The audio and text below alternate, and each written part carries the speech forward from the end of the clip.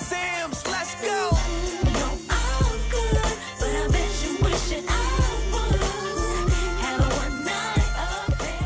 Hello, everyone. It's your girl, Miracle Sims, and you are watching the GSL Talk Show. Tonight, we welcome back Miss Evelyn Leite, and she has more information to share with us. So stay tuned. There's no time to get my nails done. Oh, I know. I went to unwindselfcare.com and got my 100% nail polish strips. Thanks, Unwind Self-Care.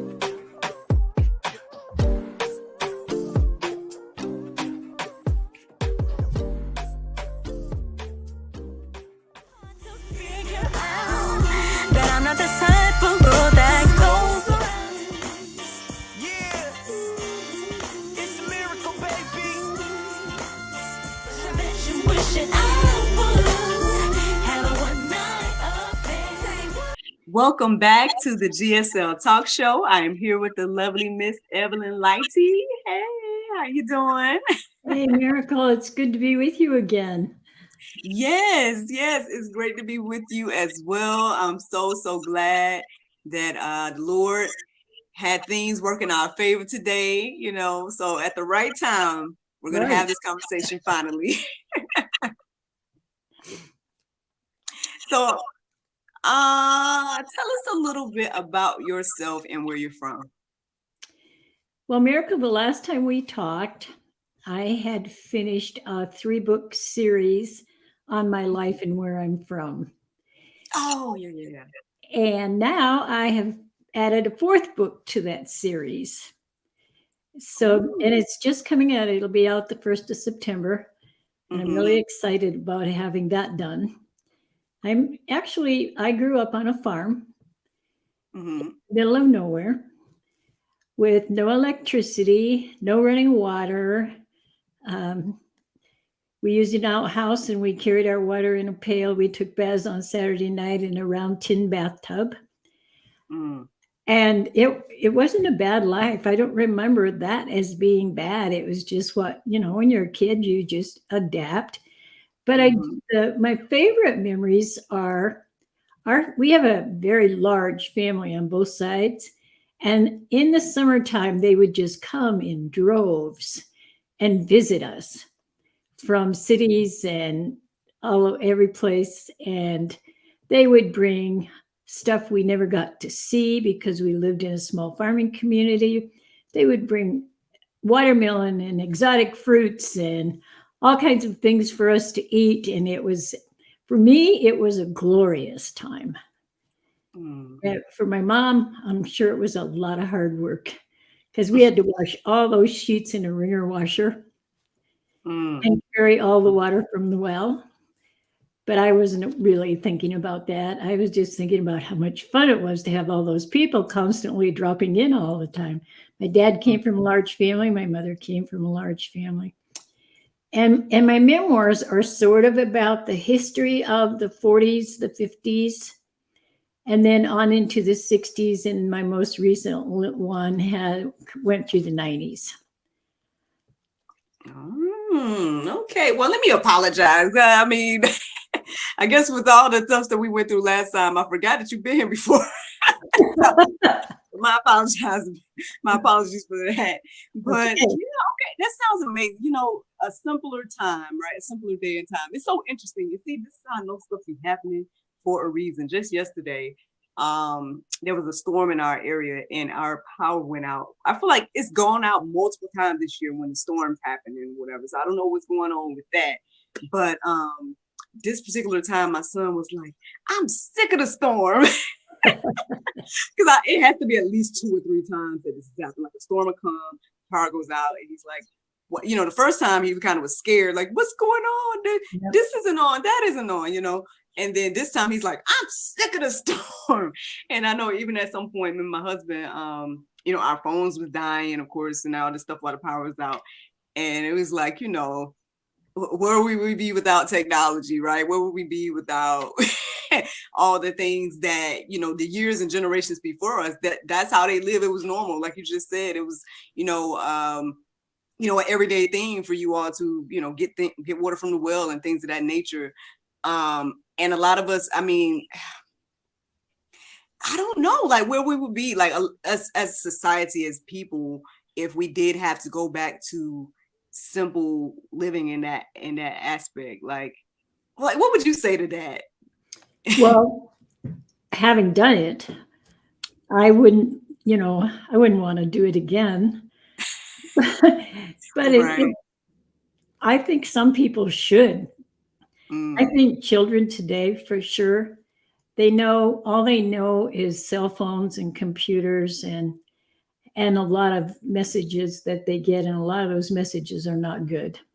mm-hmm, And mm-hmm, so I feel like at one point in my life, I wanted to start a farm for troubled kids where they could learn how to pump nice. water and milk cows and raise a garden. And Mm-hmm. that was my goal, but that's not what God had in mind for me.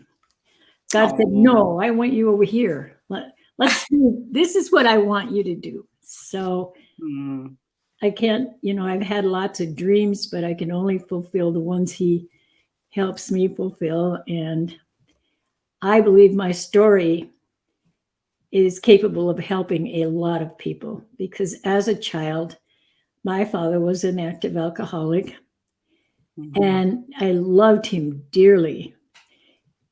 But there were times when he was really verbally abusive, not ever physically, but he could say things that would just cut you to the quick.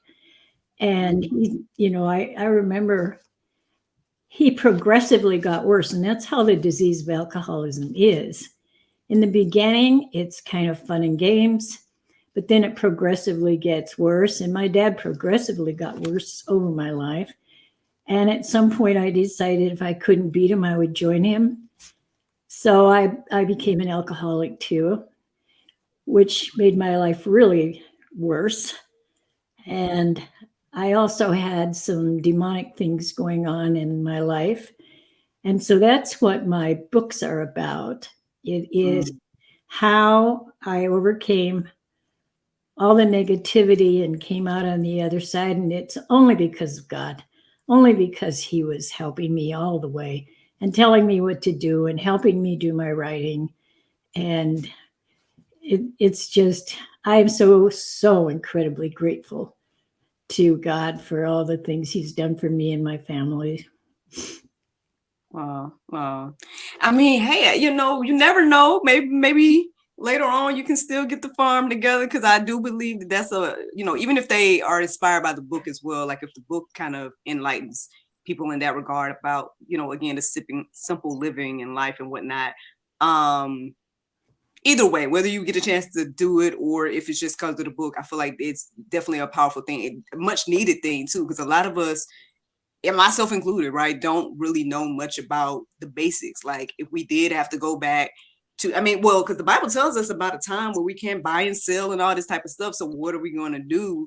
And, so I have been kind of thinking about like, well, what if I would like try to get a little place and have it off grid, as much as possible, and like all these different types of things. But there's just certain skills that a lot of us aren't familiar with, like the gardening and let alone the taking care of the animals and all that type of stuff as well. And so I get it. I know you were like, I wouldn't want to go back. And I understand, because there's a lot of things that are obviously that we take for granted, by being so, I guess, living in luxury compared to the generations before us. But then on the flip side, there's just something No. special I going, think the luxury is having a family. And Mm, even though my life was upside down and confusing sometimes, I had a family and we were mm, very close. And my parents' families were, they were the ones who came and descended on us every summer. And mhm, that doesn't happen so much. Now you go to a restaurant, you see a mom on her cell phone, a dad on his cell phone, and the kids playing games. It's like, mhm. where's the family? That's true. That's so true. Like even with, like I said, what happened last night, it did bring us back a little closer because it's like, okay, well, let's open up the window, let's eat dinner by the window and whatnot because the power's out and stuff like that. You know, when we probably would have been like separate in our own little things and stuff. And so, you know, sometimes things happen for a reason, but you're right. There's definitely the dynamic between family has definitely changed. And, you know, hopefully we can get some of that back. You know, as we continue on and whatnot. I think it also is powerful the different things that you were sharing about, you know, your family and, you know, your father in particular, and then, you know, you as well and whatnot. When it comes to the alcoholism and maybe even the verbal abuse, you know, I've been through some mental and verbal abuse as well. And some people don't realize just how much that can have an effect on someone. Sometimes possibly even worse than physical. I mean, you know, not try to compare the two and be like, oh, one's, you know, better or something like that. But it can still have just as much of a detrimental effect on people, you know, mentally and things like that. Do you want to kind of touch on that and maybe? I think verbal abuse can be worse than physical abuse because, and I've been a counselor now for 40 years. I work mostly with women, trying to help them overcome their past. But verbal abuse leaves an unseen scar. Physical abuse will have black and blue spots. If you tell somebody you're being physically abused, they will say, get out, leave, call the cops. If you tell somebody that you're being verbally abused, they'll come up with all kinds of, won't answer them back, or do this or do that. No, they don't really understand the scars that verbal abuse leaves on a soul and on a heart. And it took me years to get over my verbal abusive. Well, and then I married a batterer. And that's what happens when you grow up in a dysfunctional home. You don't get better, you get worse. Unless there's an intervention of some kind. And God can always intervene in that. I do know of exceptions to that rule where people who have been severely abused have found a really good marriage, but that's not the norm. Yeah, and then I know you even spoke of like having some demonic activity and whatnot, and I think we don't think about that side, that when we open the doors to certain things, like again, maybe it started with the verbal abuse and it started with, you know, your father's alcoholism and whatnot, and then perhaps it sounds like, you know, when you got into it as well, is that when you started to see you know, demonic activity and whatnot as well, or how was that transition? Well, I always heard voices, even from a small child. Oh, okay. But they weren't horrible. They were just like a radio playing in my head sometimes. But as I got older and started inquiring, let me back up. When I was a child, my father told me at the age of 7 that if I fought with my brothers, God would come and take one of them away from me. And at the age of 9, my baby brother died. From that point on, I was in a battle with God, a power struggle, if you will. I yelled at him and screamed at him, and it's not that I didn't believe in him. I didn't think he believed in me. And so the power struggle was on, and I was determined he wasn't going to hurt anybody I loved. So I was constantly trying to protect people from God. And, you know, it was a big job. I couldn't do it. Right. But then later on in life, I started seeking God, and that's when the demonic voices really came out. Right. And Not happy about that. I started thinking about sharing my story, and the more I tried to seek God, the worse my life became for a while. And then I sobered up. I mean, I wasn't most people don't know that you can be an alcoholic and only drink once a year. Or you can be an alcoholic and drink every 6 months. And it's what you call binge drinking. So a lot of people don't know that it's not how often you drink, it's how much you drink. When you drink. And alcohol, for a lot of us, once it hits our brain, there's no stopping us. And because I was a responsible employee and a responsible mother, I'd have to plan my drinking, which is one of the first signs of alcoholism. If you have to plan your drinking so that nobody's going to be in your way and nobody's going to get hurt, and you don't have any responsibilities, that's one of the first signs of alcoholism. Because normal people don't plan their drinking. They do it or they don't. And they can have a glass of wine or not. But not me. One glass led to a whole bottle.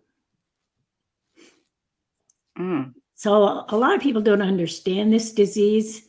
As many, many years as we've been talking about it, there are still people that don't understand it. So I guess that's with a lot of things, right? If we're not going through something personally, or maybe if we don't know someone that's going through it or whatnot, it's just kind of foreign to us and whatnot. And so do you feel like the people that don't know or don't understand, do you feel like judgment from them or something like that? Or like, how does that make you feel when it comes to people not understanding, this lifestyle or challenge? Well, I've gotten past any particular feelings I had about that a long time ago. I do have to say, though, that my books are on addiction and demonic issues and my anger at God and the ways that I had to struggle to overcome those things. And I need to say that a lot of Christian women's groups did not welcome me. Because the judgmental stigma that goes with alcoholism. Wow. And that I get, that just happens. It is, get away from me, you might be catching, or how could you do such a thing? What kind of woman are you? I mean, I did get some of that. But I'm sorry. Go ahead. That's okay. Go ahead. No, I was just gonna say I'm just so sorry to hear that, and I think that's again one of the things that, we're all human, we all fall short, so no one's perfect and everything. But I think that's supposed to even the playing field at the end of the day.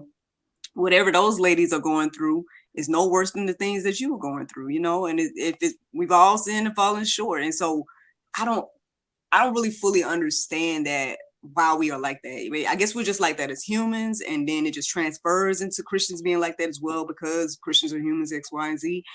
But on the flip side, it's like, I don't get it. Like I say this all the time, so people probably tired of me saying it, but I mean, it's like we appreciate when the grace and mercy is for us. The grace and mercy that God gives to us, we love it, we appreciate it, we're thankful. We know what we've been through, we know what we did, all of that type of stuff. We know that we lay before the feet of Christ, and it's gone, X, Y, and Z. But on the flip side, we don't want to give that to nobody else, and I don't understand that. So, and I'm grateful, right, that you are here today, still a believer in that we can sit here and have this conversation, because a lot of the times when people act like that and do things like that, it just turns people away from Christ. And because they like, oh, well, if this is what it's about, then I don't want no parts. So I'm glad that somehow you were able to separate, God from the people. But we as the people or body of Christ, we need to be doing and being a better representation of who we claim to believe. But that's a whole nother conversation. But I'm so sad to hear that you experienced that. I completely agree that we as a people need to do more to encourage people. And it's hard not to be judgmental. I think a lot of it is what you're taught as a child, because we carry those childhood teachings into our adulthood. And sooner or later, though, we need to be willing to give up those things and grow up. We'd be amazed at the number of people who aren't willing to give up those early teachings and aren't willing to grow up. They think they're just fine the way they are. and they actually are just fine the way they are. However, they can tend to be very judgmental, and that's very hurtful.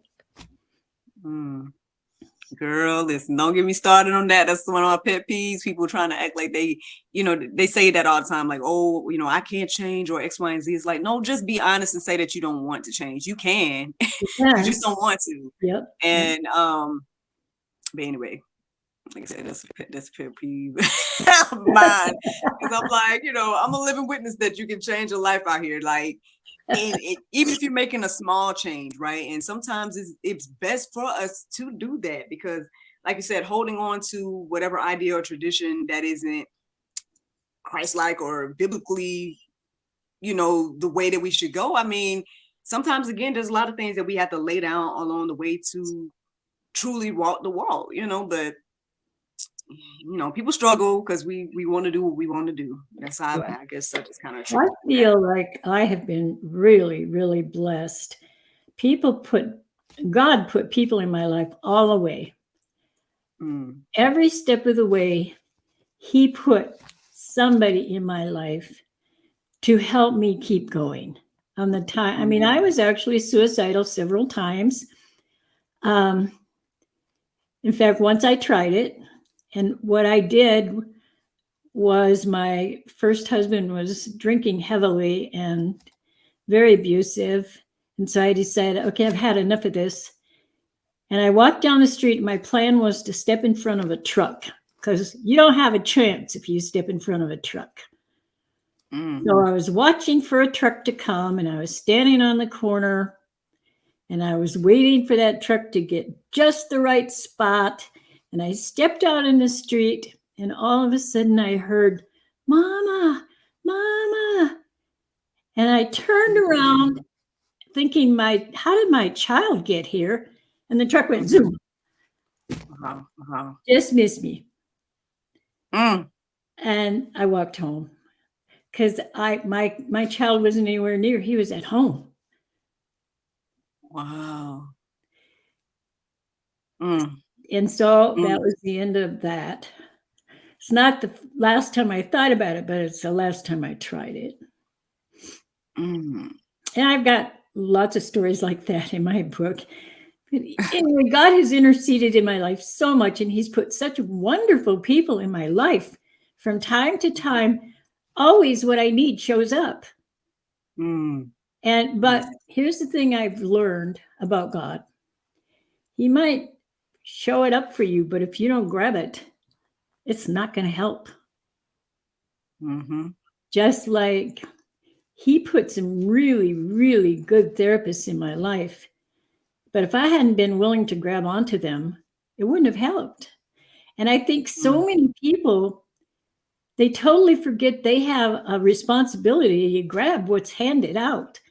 They want to question it. Are they good? Can I afford it? And I went broke so many times paying for therapists and paying for help that I couldn't afford but knew I needed. And so one of the things I've done is start a nonprofit to try to help people. COVID kind of did it in. And so but I hope to get it up and running again one of these days. Because there are so many people that need to grab on to what's God offering them without questioning. I think the questioning is what does us in. Yes, man.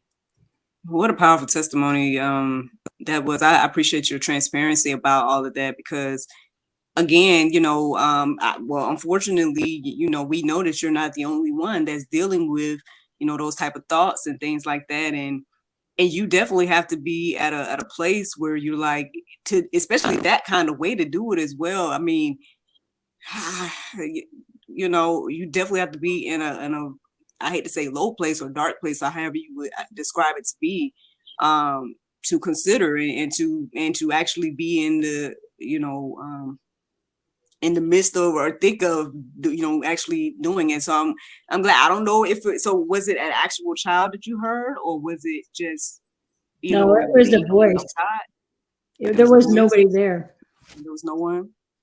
So There was no you know, children anywhere near. It was my son's voice.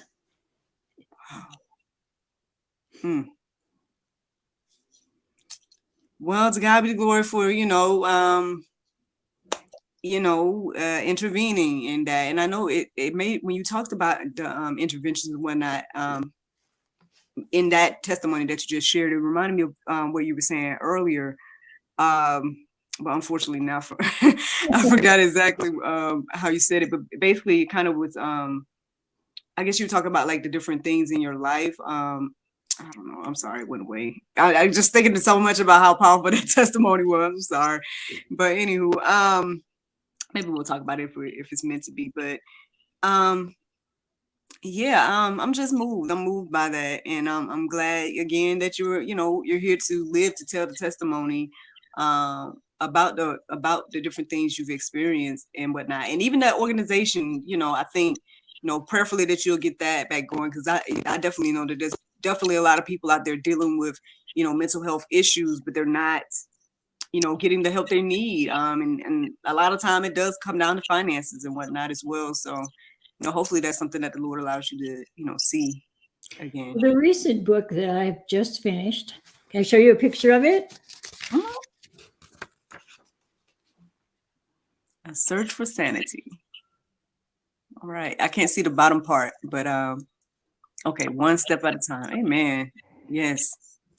So this book is a detailed story of how hard I searched, how much I wanted to be okay, how many roadblocks Satan put in my life, and how many opportunities God put in my life, and how many times I chose the wrong thing because I was looking for a easier, better way, softer way to get better without having to do the hard work, and that never worked.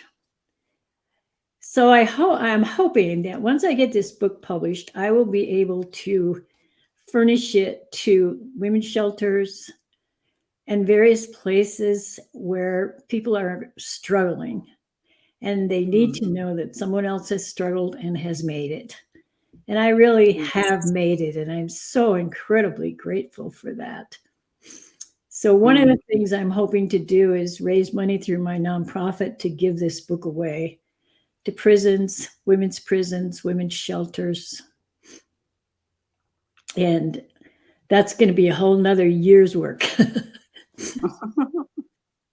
Well, the work continues, right? Every day, there's no period to life until the very end. So, I mean, there's always going to be something to do. Well, I'm at an age where all my friends are playing pinochle at the senior center. But well, not you, ma'am. You out here kicking and writing and all kinds of things. And honestly, we need y'all's wisdom, like those again that have come before us. Unfortunately, we are in a time where it seems like our generation isn't paying attention to the wisdom that our elders have. But I guess we start to realize it when certain people or members are gone. But I'm glad that you are able to document it and getting your story out here and things like that. I mean, I'm sure, your children and everyone else would, greatly appreciate all these things that you're doing. Well, I know that they appreciate all the hard work that I have done, and they respect that I have struggled. And I hope that I've set a good example for, for having to just hang on to God and pull through. You mentioned earlier that you feel like you've made it. And I think, I know I've kind of struggled sometimes with, or at least I know that in this time of my life, I'm looking at success and all this type of stuff much differently than I probably was maybe in my 20s or whatever like that. And so I'm curious to know, like, what does making it look like to you, or what is it looking like to you? Because you feel like you have made it, right? And so I would love to hear your thoughts on that. Well, I think in order to appreciate the thinking of having made it, you have to understand how it is to hurt so bad when you go to bed at night that you can't sleep, and to wake up in the morning full of regret and calling yourself names and looking in the mirror and saying mean, horrible things to yourself because you're not where you want to be, or you're not who you think you want to be, and realizing that your life maybe is a mistake because everything is going wrong and nothing. And even though there were little victories along the way, there was always those voices. There was always that stuff going on that was and being a very empathetic person, I was always empathizing with other people who were hurt. So I was not only taking on my own pain, I was taking on other people's pain, which is, that's what you do when you're a codependent. And we haven't talked about that, but maybe we will someday. But so now I sleep and I feel more joy. I mean, having made it for me means I'm restful, I'm peaceful, I feel a lot of joy. I don't have those voices in my head anymore telling me that I'm a horrible, nasty failure. And that for me is what making it means. It's not about money. Mm-hmm. It's about peace of mind and joy in life. And I can't tell you, I've already talked to 2 of my kids this morning. I talk to them about 3 times a week. I have 3 grown sons. The joy that I feel when they call just to say, hi, Mom. And we talk about everything with my family. There was no talking about anything important. We didn't share feelings. Sex was a dirty word. There was there was just no sharing of the heart in my family growing up. Mm-hmm. And I feel like I have that with my children to a point. And I feel so grateful for them. That's good. That's good. That's a beautiful thing. And see, I don't know if it just comes with wisdom or whatever the case is, but like I said, there's definitely, I think when we start to see success as what the Bible says success is and what God says success is, or even where our elders like you or whatever the case is are saying that success is, at the end of the day, we can start to have more joy and peace and whatnot in life, because we're stressing out all the time about, paying a bill or making this money or whatever it is, right? And I know I was talking about this on the juice this morning, that basically, these are things that God says he already has covered for us. What we eat, what we dress, what we're going to wear, all these things we don't have to worry about. And we spend so much time stressing and worrying about those very things. And so I appreciate you sharing that, what you feel like is your not just success, but your sorry, the word I just went away from my mind. But I'm just thinking about so many other things I want to ask you. It's like she said, I gotta get some more wisdom here. So I am curious to how you went from feeling like you had to protect people from God to now being this advocate for the Lord. Like, I mean, you don't have to get too deep because I know it's probably a long story and everything, but like, what was the transition like? Well, it was slow over the years, of course, but mm-hmm. One major thing happened. And I always went to as many workshops as I could to learn everything I could about families and helping families and helping myself primarily. But when I was a little girl, when I was 9 years old, we had a hired man that tried to molest me. And we were in a car. I mean, my mother was in the hospital. My dad was in the hospital visiting my mother, and I was in the car with the hired man. And he was telling me all this nasty stuff that 9-year-olds don't need to hear. And my dad came out and interrupted it. So he said to me very quickly, when you guys go to the movies tonight, you don't go in. You go around to the back and I'll meet you there. And so my dad got in the car. We stopped at a service station, bought gas for 25 cents a gallon. And he bought me a pinwheel. You know what that is? It's you on a stick. And Yeah. so the window was open and the pinwheel was going around and around. And I thought it was the prettiest thing I had ever seen. And I didn't get very many gifts because we didn't have much money. And so I have this pinwheel, and all of a sudden it flies out the window.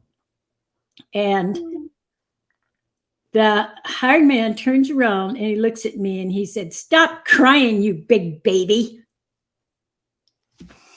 And I thought, all right, I'll show you. I'm not meeting you anywhere. So that's that part of the story. All right. So years later, I am in this workshop with a very, very talented man who is working with me about Jesus and God. And we've taught, and I'm so angry at Jesus. I'm so angry. And it shows. My anger stands out all over the place. And so he's asking me, "Why are you so angry with God?" So I said to him, "Because he did this, he did that, he did this, and he did that, and he put me here and he put me there." And I'm just furious. And so the counselor stops and he said, "Evelyn, do you see Jesus anywhere?" And I looked to my right, and there was Jesus. And this is the words he said to me: "Who do you think made your pinwheel fly out the window?" I had never mentioned that to anyone ever. And right then and there, I was convicted. The peace that took over my body was so amazing. And from that point on, I was his advocate and not his enemy. And I gave up the power struggle.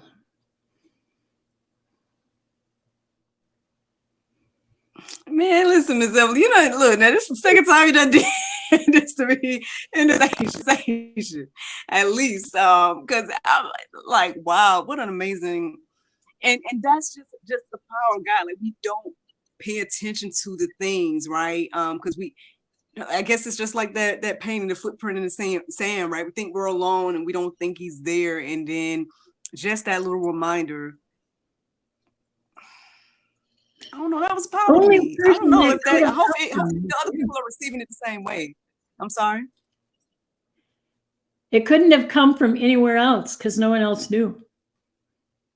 Only God and I knew that. No one else. Wow. That's good. That's just, again, just one of those reminders of, like, but see, that could have easily been ignored. You know what I mean? Like, even the feeling that you felt in your heart at that child saying, because of what the gentleman, will just say that, said, or whatever the case is, things happening for a reason, to put that on your heart and mind to not go, because who knows, right?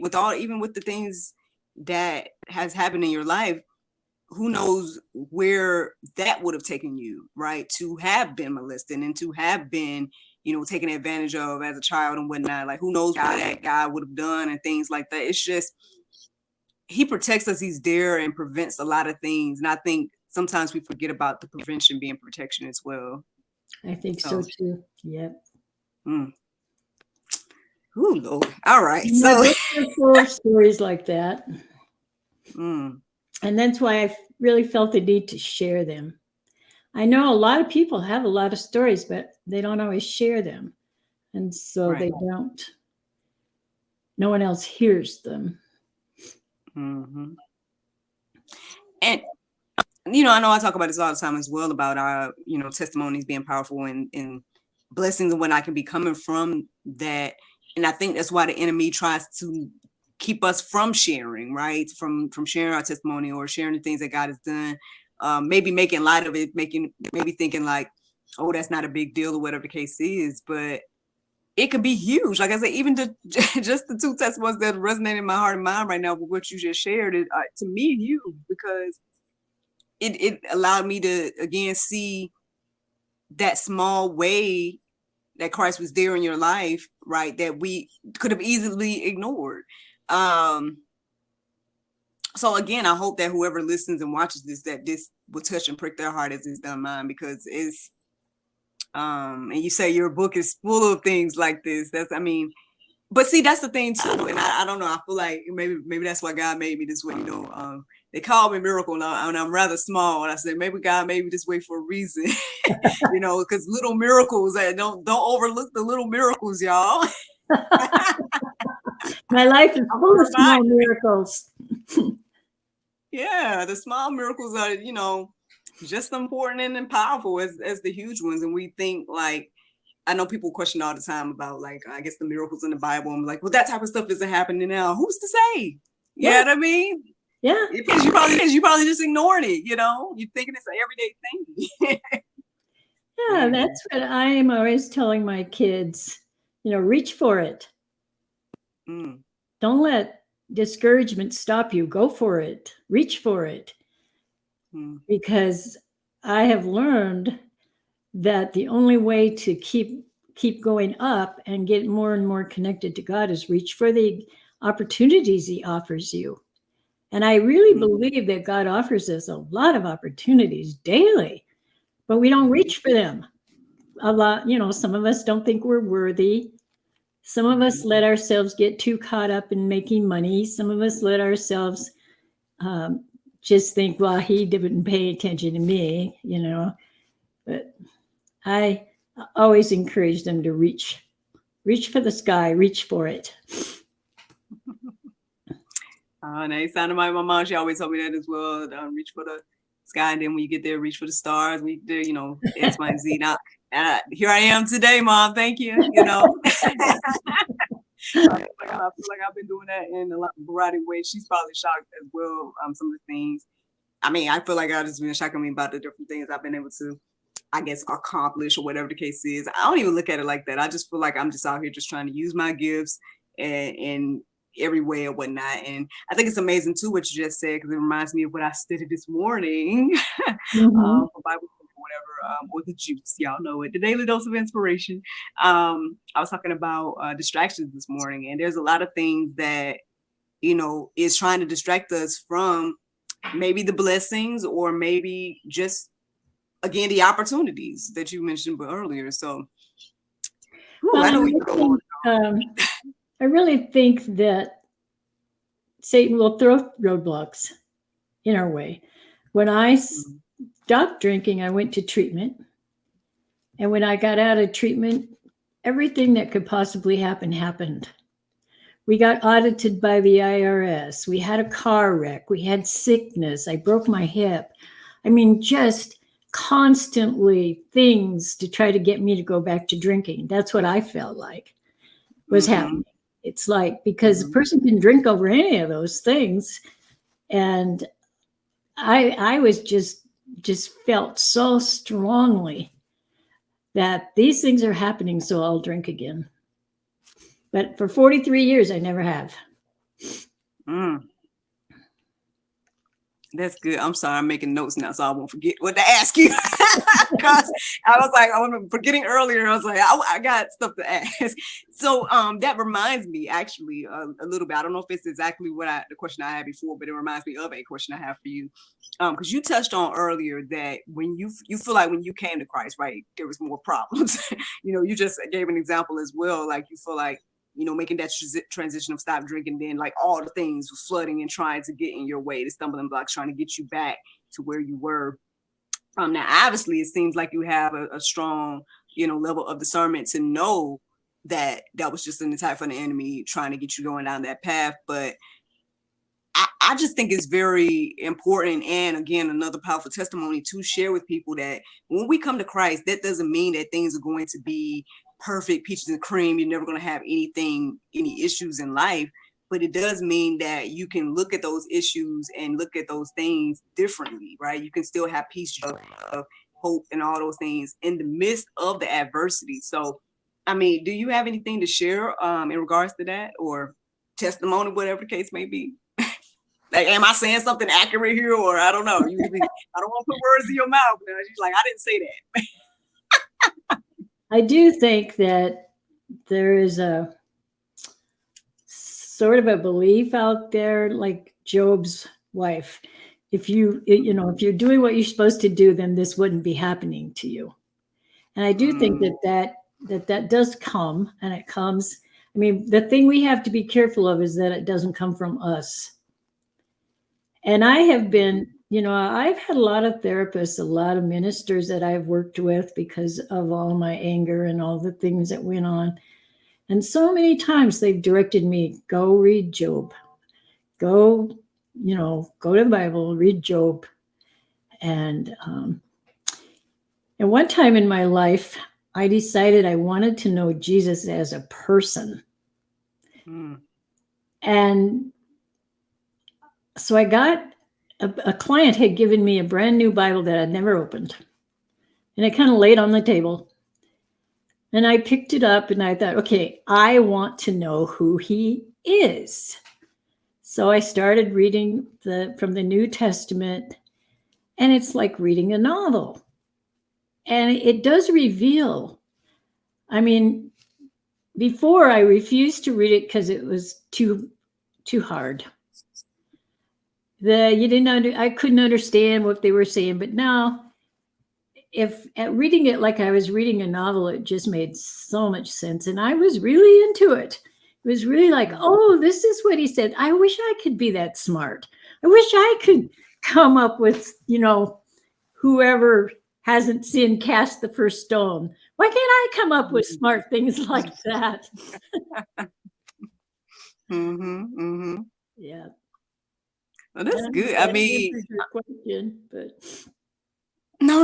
Yeah, it's fine because again, I think even with what you shared earlier answered my question. I just didn't know if you had any more things to add to that. But I think what I did just receive from what you just shared was that you definitely had the right type of counsel, because again, people just can go anywhere and get advice and whatnot, and then find themselves in a worse state than when they came to the person or whatever the case is. So very difficult. Thank God for, like you said, the individuals that was in your life to speak into your life and pour into you the right type of counsel, leading you to the word and everything like that. That obviously piqued your curiosity enough to say, I want to get into there for myself. I know I had to do that as well. What I found, I shared this testimony, so sorry if y'all hear it again. But what I found with me is that, I would grow up, I would read all the time, but anytime I tried to read the Bible, I would go to sleep. So in my 20s, I really just decided to just hunker down on this idea of, you know what, I'm going to read this thing because this doesn't make any sense. I'm always somebody that's reading books, getting done with books and stuff like that. So why is it when it comes to this particular book, I'm struggling or whatever the case is? Now, I did my first time, tackling this idea of reading the entire Bible. I ended up reading a teen version, which kind of broke things down in a way for me to, get the, like you said, the novel-esque side, but then also get like a little bit more deeper information on the sides and whatnot, because they would, write in information going deeper about certain things.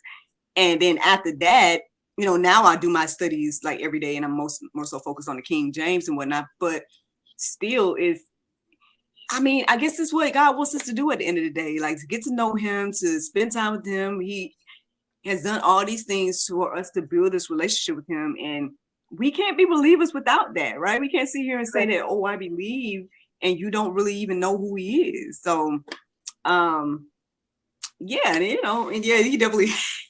I don't know if it's just because I know someone told me some years ago. I think I'm an actor and whatnot, and so I was doing this show, and I guess I was doing this monologue, and I had added in some humor that I guess normally would, or maybe the writer or whoever didn't necessarily see the humor when they wrote it, but then the way I performed it added some type of humor to it and whatnot. And she's like, you can add humor to anything type of thing. And I guess I'm telling you that part is because a lot of time when I read about like things that Jesus said or whatever, I've been inspired to kind of like do something with that, because I feel like not that I just think he's funny. I mean, I think he probably could, he probably did deliver some lines or some of the things that are written about what he said in a humorous way. But I think I just can imagine, like, you know, him standing there with the disciples, telling them over and over and over the same thing. And he's like, how much longer I gotta be with y'all for you to see what I'm saying? Like, I mean, and just all those different type of things. Like, I guess it just plays out in my mind. Like, I think about even Elijah is another, like, it was a funny moment for me when I read it again, or in that time, because it just was like seeing him there heckling, basically is what he was doing to those other prophets. He's like, oh, well, maybe your God is asleep right now. Like, I don't know. Like, maybe you should try this, try that, you know. And I'm just imagining that all playing out. And I mean, not just say it's a beautiful read, but I mean, it is. Like, you know, maybe get into the word. You just never know. Like, you might find it entertaining alongside of getting the wisdom, you know, if you open your heart and mind to it. I think we're so closed and maybe intimidated by all the words, but it's really a good read when you read it. If you read it with a curiosity. Yeah. So, I mean, I know I can sit here and talk to you and everything like that, and I don't want to be long your time, but is there anything else you would like to share with us before you go? I don't think so. I think that I really appreciate you, Miracle, and you're such a bright spark of life. And I mean, you just come across as being so full of light. And I'm grateful that I get a chance to talk with you. Oh, that's just not that, Miss Evelyn. I feel the same way. I'm so glad, like I said, that things worked in our favor today and that we had this conversation. It feels like it was right on time, obviously, as always. So thank you, Lord, for divine appointments. I definitely want to share with the people, you know, where to find you, your information, your books, everything like that. All right. All of my books are on Amazon except the latest one, which will be out September 1st. And I have an email address, and I give away some small pamphlets. If anyone is interested and they want to email me, they can go to my website, which is www.evelynleite.com. And the pamphlets are about alcoholism, how it feels to be an alcoholic. They're about codependence, how it feels to gain your self-worth. Those kinds of, they're not very long. They're like 30 pages, but I will have those that people can choose from, and they will be absolutely free. Well, I appreciate you today, ma'am. You have, you know, bestowed a wealth of wisdom to me today. I hope that anyone, again, that's listening to this, that they have grabbed the gems that you dropped. Truly, truly appreciate it. You know, you're welcome back anytime. Thank you, Miracle. Thank you. Earlier, you got to come back with codependency. You said so. Yeah, I'd love to do some time on codependency. That's a very, very important and powerful subject. All right. Well, listen, y'all comment below and tell us to bring Miss Evelyn back. So she got to teach us now about codependency now. Thank you, Miracle. Thank you.